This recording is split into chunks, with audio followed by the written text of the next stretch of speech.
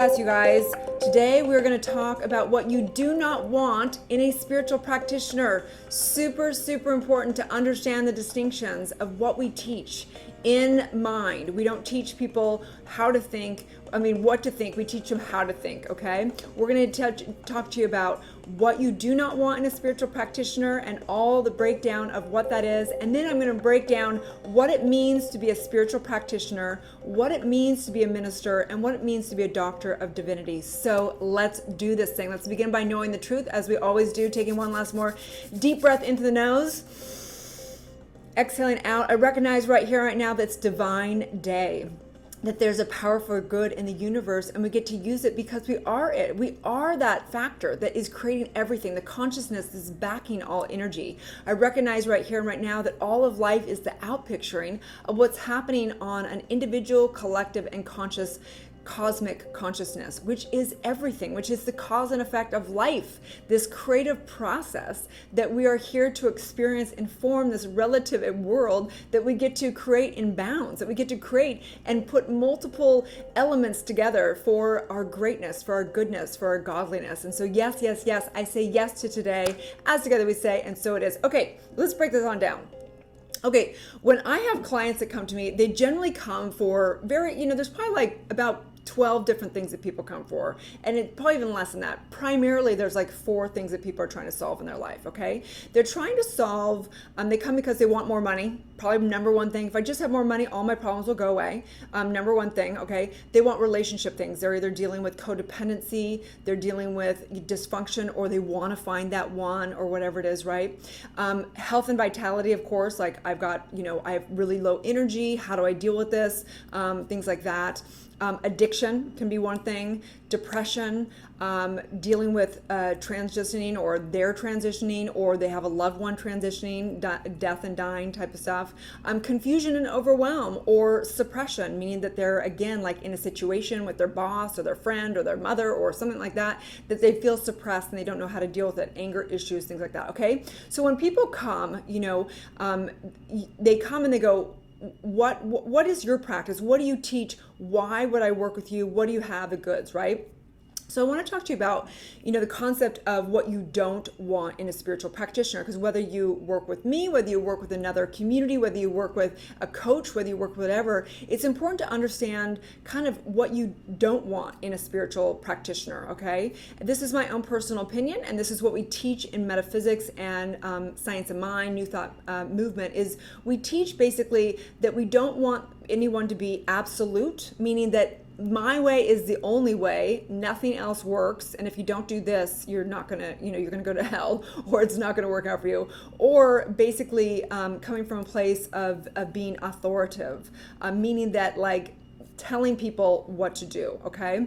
The next thing that you really don't want in a spiritual coach is somebody telling you your future, someone telling you what you're thinking, someone telling you what your destiny is, okay? This is dangerous in our mind. We call it implanting, okay? And I get it. If someone reads tarot cards, we believe that basically it's okay to use them to find your own intuition, to find your own perception of what you think is going on. But if someone tells you, like, you have to go to them to get your answers, it's dangerous, in my opinion. We are not telling people what to think. We aspire to help them learn how to think. That's the point of it, right? So we want to think, and you want to think about, if you're a seeker of truth, you can try all kinds of things. I was a seeker of truth. It was like Goldilocks going out to seek truth, right? I went and I sought books. I went and I sought landmark. I went and I did shamanism. I went and I studied every conference and seminar and masters, and I traveled to go work with gurus. I brought gurus to my house. I did everything I could, and I finally found what I consider my lineage, which is New Thought lineage, which is metaphysics, which understands that there's a creative power, and it's me, it's you. It's that creative power that is imprinting upon universal law and imprinting upon the subjective mind, the subconscious mind, which is one with universal law, and the one mind, the divine mind. So in this teaching, we basically, I'm going to come over here and just real quick, that we teach that all of life is a relationship, okay? So even all those issues, if someone comes and you're seeing, how do I want to deal with, this breakup, this heartbreak? How do I want to deal with figuring out what the hell I want to do with my career? How do I deal with getting more money? How do I deal with feeling sad or depressed? How do I deal with confusion or overwhelm? How do I deal with all these things? Well, we teach that there's a relationship, and this really is the yoga of mind. This is the merging of the self and the going into the silence and recognizing this and doing all the processes that we teach, which are basically the creative process of understanding and doing spiritual mind treatment and doing E4 trauma method and basically neutralizing everything at a soul level, getting rid of the limited beliefs and knowing the truth, okay? So if you're somebody out there and you're seeking, I'm sure, there's many different, everyone's having a spiritual awakening. The whole world's having a spiritual awakening. So if you're going out there, you might want to kind of just get in the conversation of, why do you want to read a particular book? Why do you want to follow this modality? What are the pros and cons about it? And becoming more conscious about your spiritual awakening and about the path. And I'm a true believer that there's no wrong path, that all paths lead to you. So even if you're, with a spiritual practitioner that's out of ethics, it's okay. You need to have that relative experience. It's like having a bad relationship. You need to have that bad relationship sometime to wake up to actually find what is right, okay? So it really depends on what works for you and for you to listen to your own gut and your own intuition around this. But I truly believe that you don't want to find somebody that's saying you need to come to me to get the answers. You want to find a guru, a teacher, or a coach, or a modality that's teaching you how to think, that's teaching you how to find your inner wisdom, that teaches you the processes that you can even do on yourself. So you aren't reliable on another person or another thing. Yes, we want community. Yes, we want to rely on other people, but not from that perspective, okay? So let's break this on down, okay? So the next this is from Dr. Roger Teal, Mile High Church, who he is in Science of Mind, and he says exactly what I've been saying. I've been quoting him, which is, we don't tell people what to think. We aspire to help people learn how to think. And that is our practice, okay? So it's important for you to recognize, is this person, is this teaching, are they helping me learn how to think? Are they teaching me how to do my own spiritual awakening and have that relationship? Because it's all of life is a relationship. It's all the relationship. It's the reflection and projection of what's going on within you. So whether it's with money, whether it's in a relationship, whether it's in addiction, whether it's in health and wellness, it's all a relationship. And we want to have that relationship thrive. So if the practice is not teaching you how to thrive individually with your higher self, then you're going to always need something outside of yourself. Okay, so the universal law today that I want to talk about is universal law of oneness. And that really is the distinction of what we teach in the New Thought movement and in Science of Mind and Unity and Divine Science. It's all under the umbrella of New Thought, is the law of oneness. We teach the principle of oneness. That's our primary principle. So that means that we do refer to all religions. We do refer to all philosophies. We do refer and we celebrate all spiritual practices, as long as it is celebrating the oneness and understanding and tapping in and having you become the most empowered person you can be, okay? So next is, we're going to get on to Q&A, you guys, which are the primary questions that are being asked right now, which are, what is a spiritual practitioner? What is a minister, and what is a doctor of divinity? So we're going to break this on down, okay? So in Science of Mind, it's called an RSCP. That stands for, that's for a religious science certified practitioner, okay? That's only one genre. It's basically a spiritual practitioner. So you can become a spiritual practitioner in Unity, you can become a spiritual practitioner in Divine Science, you can become a spiritual practitioner in what we're going to do, New Thought, right? So what is a spiritual practitioner? A spiritual practitioner is someone who practices living on spiritual principle and who helps others uncover their hidden limited beliefs and assist them in knowing the truth so that they can choose to live in alignment with what they truly desire for their life, okay? So what is a spiritual practitioner? Whether you do it through the genre that I'm in, which is metaphysics and New Thought movement and Science of Mind and Unity and all that under the umbrella of New Thought, or whether you go to Kundalini or yoga practices or whatever, it's all the same thing. Is that practitioner practicing the principles? So when you're looking for a practitioner or a teacher, you should really look at their life. Who is this person? What are they embodying? What are the people? Who do they hang out with? What do they eat? What are they up to? And is it alignment with what you truly desire for yourself? It doesn't have to be perfect. Teachers don't have to be perfect, and they're never going to be perfect. So you shouldn't look to your teacher as the downside. And the scary thing is, if you look to your teacher and put them up on a pedestal, you will also tear them down. That's called the Messiah effect, right? If you look to a teacher and think they should be perfect, or you think they're perfect, one day you'll find something wrong, and then you got to tear them down at the same time. We see it over and over again with ministers and different things. You need to understand this is just a teacher. They're embodying as best they can as well. They're teaching truth. It doesn't mean that they're going to be perfect ever. We're still human beings, right? But you need to look at, what is a spiritual practitioner? Okay, so when I went through my journey, and I had been on my journey for years and years before I found New Thought movement and everything. And then I had already gotten certified in a bunch of subconscious processes. I got not certified, but I got my 9 rights in shamanism. I had become a landmark leader. I had done all this work. And then I found the New Thought world. And I was like, whoa, this is great. It's in alignment with what I truly believe. It's teaching metaphysics. It's also teaching the core work of what it means to be a spiritual being, and our oneness and divine and the universe and everything. So when I got to it, basically, to be a spiritual practitioner, if you go into one of the traditional centers, it's generally a 3-year program with some prerequisites. Okay, I did double and triple years when I got into Science of Mind, because I can work a lot harder than the average person, right? So generally, to be a spiritual practitioner, it's 1 year prereqs and 2 years of doing classroom work and stuff. Okay, so what is a spiritual practitioner, and what do you learn as a spiritual practitioner?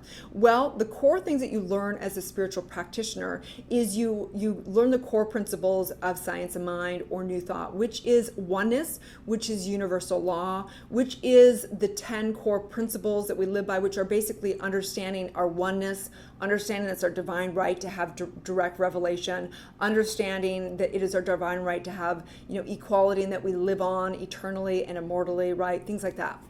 It's also, as a spiritual practitioner, it means that, what do I live? What do I speak? What do I focus on? What am I practicing in my life? And as a spiritual practitioner, you get trained to help others know these things, to understand what is universal law, what is the creative process, what are the 10 core principles. And so basically, when you're working one-on-one with a client as a spiritual practitioner, you're pretty much doing 2 primary things. You're revealing the limited belief that they have, and you're knowing the truth with them. Those are the 2 things you do as a spiritual practitioner, okay? And basically, in the spiritual practitioner, also, you learn kind of the history around New Thought and Science of Mind. You learn the basics of the practice, of the principles of this community and this way of life. And Science of Mind and New Thought it is a religion, technically, government. It's also a philosophy, and it's also a way of life. And the reason why they call it Science of Mind is because it really should make sense. It's a cause and effect. And if you apply these principles, your life should get better. It is measurable, meaning that's how it's scientific, okay? The next question is, what is a minister? What is a New Thought minister, right? So what is a New Thought minister in particular? What is a Science of Mind minister? What is a New Thought minister? What is a Unity minister? It's all under the umbrella of New Thought. So New Thought is the mental cure movement, and under that is basically 3 tiers. There is Science of Mind, there's Unity, and there's Divine Science. So what does it mean to be a minister? A minister basically is someone who reveres the truth and brings teachings of New Thought or Science of Mind or Unity or Divine Science to the world through teachings, through either Sunday service, through classrooms, through books, through whatever that is. And they help, individuals and groups and, communities around the globe help know the truth. They teach it, and they teach practitioners. They teach other people to teach the truth. That's really what a minister is. They minister, they revere. That's why we're called reverends, because we revere the truth. We hand our life over at some level, and we revere the truth, and we basically live, and we kind of have our life is in service of truth. Okay, so what do we learn as ministers? When I was in ministerial school, it was another 2 years for ministerial school. So now we're at 5 years, right? And in ministerial school, we're basically learning core things of teaching the truth, right? So we learn, of course, things like the golden thread of truth, which is all religion. So we actually have a lot of world religion studies, so that we can have the conversation and relate to all the different communities around the world about what our common golden thread is, which is our oneness, which is empowerment, which is universal law, which are these things which are taught in so many things, everything from the Bible to Hinduism to all the different practices. We find that commonality. Instead of dividing, we want to be divine in our ministry, right? So we learn also things like how to teach, how to speak as a minister, how to teach workshops, how to teach classrooms, how to become an author, how to write it out. We want to teach. If I'm sitting across from you at a dinner table, how do I explain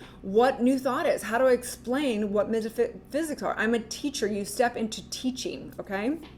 And we learned the history of psychology, how it relates to what we do, the history of different religions, and we find basically we never preached politics, basically, but we do stand for human rights and equality. So there's a distinction. As a New Thought minister, I don't ever preach politics, but I do preach equality. That's what we preach, okay? And we also do not ever do authoritarianism or absolutism, meaning that we don't say our way is the only way and we don't say you need to do this, okay? In fact, it's against our principles. We don't ever, ethically, I never give anybody advice, ever. It's out of my ethics as a spiritual teacher, okay? So that's kind of the next thing. In ministry, we learned all kinds of things. There was tons of books, of course, and those are the gist of the things that you learn over the 2 years, is really all religions. You learn how to speak it, teach it, live it, all the history of your lineage, all that kind of stuff. And then finally, what does it mean to be a doctor of divinity? Well, a doctor of divinity, a doctorate can vary quite a bit. It depends on the program, right? So I did my spiritual practitioner and my ministry all through Centers for Spiritual Living, and I did it through Emerson because the center I was in both, okay, for the ministry. My doctorate I got through Emerson Theological, and that's who I'm actually teaming up with. I've been invited to actually create a doctorate program based off of the E4 trauma work, the truth triangle, and bringing more of the science. We're kind of going science of mind 102, right? So what is a doctor of divinity? A doctor of divinity is a doctor because we considered to heal through revealing the truth. We literally create miracles in people's lives. It's no joke. I've witnessed it over and over and over again with clients. I've witnessed people literally turning off pain in their body. I've witnessed people growing back hair. I've witnessed relationships transforming overnight. I've witnessed people looking 10 years younger. I've witnessed, you name it, I have witnessed. That's why we heal through revealing the truth. So just like you go to your doctor to get a prescription for a medication, you come to a doctor of divinity for a mental cure, for a spiritual mind treatment, a treatment. We treat the mind. That's what we do, right? So a Doctor of Divinity is basically, it's a 5-year program that depends on what you do. My entire doctorate I did was all on the subconscious work and all on spiritual awakening. Hence, I wrote my book, Awakening, in my doctorate, and hence I developed E4 trauma method fully in the doctorate program. And then we have to study a lot of other stuff, like we're going to be pulling in the science. So we're going to be pulling in epigenetics. We're going to be pulling in quantum physics. We're going to be pulling in neuroscience. We're going to be pulling in biology into that doctorate program. And there's going to be lab work. There's going to be lab work for people that are doing these trauma work, doing the processes, doing affirmative prayer, and we're going to measure it. We're going to actually get out. There's ways of measuring consciousness. You can do it through the heart, through understanding the spaces between the heart to understand how at peace people are. We're going to measure their life. We're going to actually get stats together in the doctorate program. It's going to be super exciting. So what is a doctor of divinity? It is somebody who truly understands our divine nature, which is our oneness, and restores that oneness through all types of modalities to help them understand themselves and turn on the power that they've always been, they are now, and they will always be. So that is that. So on that note, there's also code of ethics and the 10 concepts, the core concepts that we get into.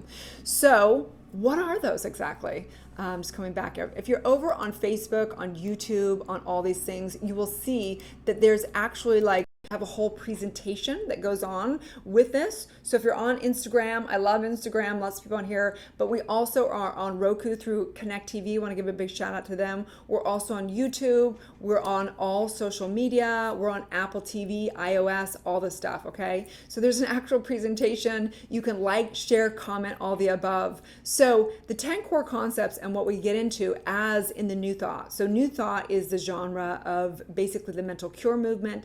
It is the genre that brought in science of mind and unity and divine science. It refers to people like Phineas Quimby, who kind of was one of the teachers of it, that brought in from mesmerism. It was also Thomas Troward who brought the Eastern religions in with Christianity. So we're considered like Christian mysticism. So we refer to all religions, but we teach Christ consciousness, that it's in us. The second coming of Christ is you, okay? The second coming of Christ is the consciousness that lives in all of us, okay? And so then we get into our belief system. And the belief system, I'd love to read these to you, and here they are. So we believe that there's one power in the universe, and it's love. That the living Spirit Almighty, one indestructible, absolute, and self-existent cause, this one manifests itself in and through all creation, but is not absorbed by the creation. So that means you. That means that you get to create and create and create. That you can never be absorbed. There's always choice. There's always will. There's always a new innovation that can happen, right? So the manifest universe is the body.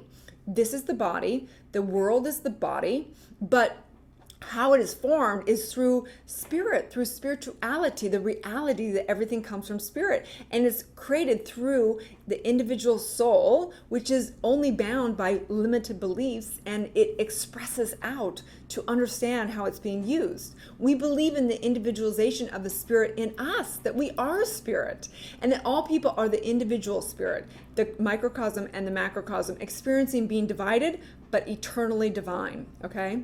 We believe in the eternality and the immortality and the continuity of the individual soul, which lives in through the DNA, but we also understand that we're not the soul. We're the I am, and we're the soul, and we're the human. We're that trinity of understanding and experiencing the dynamic of all of us. This infinite self, this relative self, the bounded self, and the express self. And so we get to experience all layers of thyself, right? We believe that heaven is within us, or hell. That it's all within us. It's right here. There's no future, and there's no past. There's only right here and right now. That we experience it to the degree that we become conscious of it. That we are the power to the degree that we experience our power, right? We believe that the ultimate goal of life is to be completely free of all discord and every nature, that this goal is sure to be attained by all through conscious awakening. Spiritual awakening frees us. That's what we say, the truth shall set you free, because when you become aware, when you expand consciousness,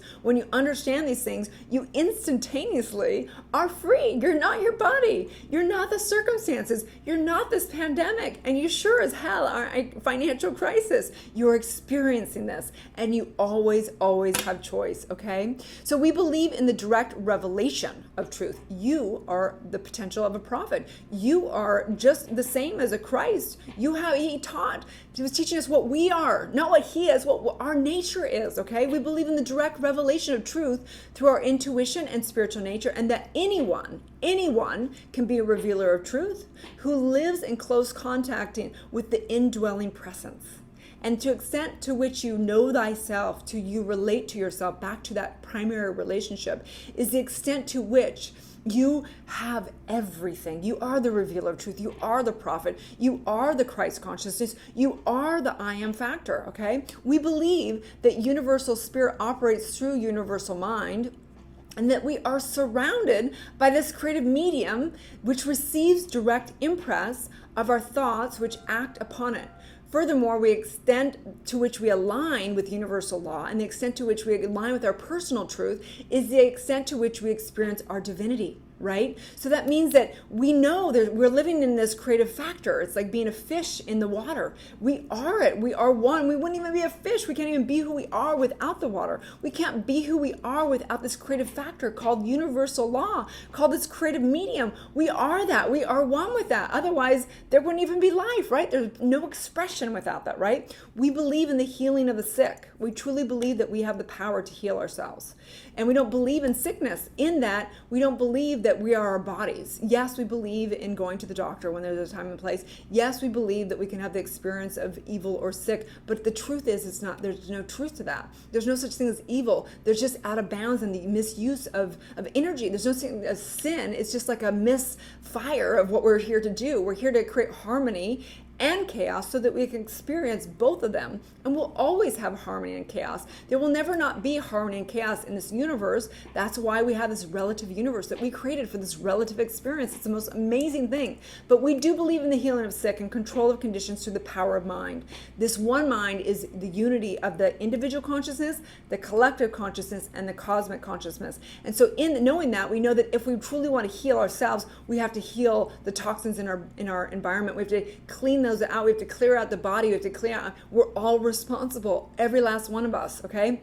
We believe in the eternal goodness and the eternal loving kindness and the eternal givingness of the universe and all of life. It's all good, we say that. And it's not like it's like, oh, they're delusional spiritualists, it's all good. No, it's all for our growth. It's all for our growth, and it's all out of the cause and effect of this creative process, right? And then we do spiritual practices, right? So we practice principles of meditation, of mindfulness, of doing the power of our word, of visioning, intuition, affirmative prayer, affirmations, and spiritual trauma work, the E4 trauma method. We know that there's all energy and everything lives in our DNA, all memory at all points in time. And as we neutralize those, and as we realize that we created that we get to recreate that. We get to neutralize it, no longer feel like we're the effect of the past, no longer feel like we're the effect of our own bodies, no longer feel like we're the effect of life. And we get to declare and say what we're going to experience as life and what we're going to create. And in that, we recognize that you are the power. You are the force. And I simply know this in my mind and my heart. And I simply know that today, as you are on your journey of your spiritual awakening, whether you are a very advanced yogi already or whether you are just beginning, I recognize that there are kind of do's and don'ts, and that is that we never place the power outside of ourselves. Our primary work is to restore the power within and never, ever look to the world for any of our power, okay? For any of our truth, for any of our identity, okay? So what you don't want in a spiritual practitioner is somebody that says you've got to look to them for answers. You've got to look and they're going to tell you what your truth is or what your future is. You want to make sure they're teaching you how to get in touch with you. They're teaching you how to use your mind for good. They're teaching you the ways to raise your vibration and frequency. That is what you want in a spiritual practitioner. That is what I want in a minister. That is what I want in becoming the highest and the greatest version of myself, to embody these principles. And I am so incredibly grateful for this work. So let's do this, you guys. Let's do a little last prayer together. And know the truth, and know that you are a seeker of truth. We're all seekers of truth. If you're on the stream, you definitely are, okay? Taking a deep breath in through the nose and exhaling out. And I recognize the greatest practitioner is you, that you get to practice the principles that you live in line with. That the greatest minister to ever be is you, because what you revere and where you spend your time is what you are a minister of. I recognize right here that you are the doctor within, because inside of you has the wisdom, the greatest practitioner ever, the wisdom of the body to do miracles and heal thyself. I recognize right here that seeking the truth is seeking thyself, that seeking thy truth is seeking the greatest life through relationship, through love, through career, through expression, through money, through all of it. I recognize right here, right now, the power that be, that you are, that I am, that is. And I simply know this together in my mind, in my heart. We write this, we speak this, we live this, we love this, as together we say, and so it is, you guys. Okay, if you're the first time on this stream, I am Dr. Erin. I am a Doctor of Divinity. We come together Monday through Friday at 9 a.m. PST, at 12 noon Eastern Standard Time and at 5 p.m. over in UK to know the truth, to learn a little bit more about who we are and how to embody the truth and become the highest version of ourselves. I teach universal law, metaphysics, new thought world, science of mind, unity, all the above, and we basically train people in developing and taking their business online, whether you are a soul-based business or whether you are training to become a spiritual coach or practitioner or minister or doctor of divinity. We help people in their technology, in understanding the 8 pillars of business and understanding how to create masterminds to further grow in community together and as one. And yes, you please like, share, and subscribe. Comment. It's really important to support the people that you love. I do not push this out. People can buy their followers, they can buy their viewers. We just do it organically. We have an incredible big community of like-minded people, a lot of women, a few men. We do not discriminate, and we are so excited because we are going to be launching our practitioner and minister and doctor of divinity program, New Thought Global. You guys, it's going to be coming out sometime over the summer and fall. Look for it. I'm really excited. A lot of the coaches are excited as well because they just realize this work is everything, and it's super, super exciting, you guys. So have a beautiful day, and may you live the truth.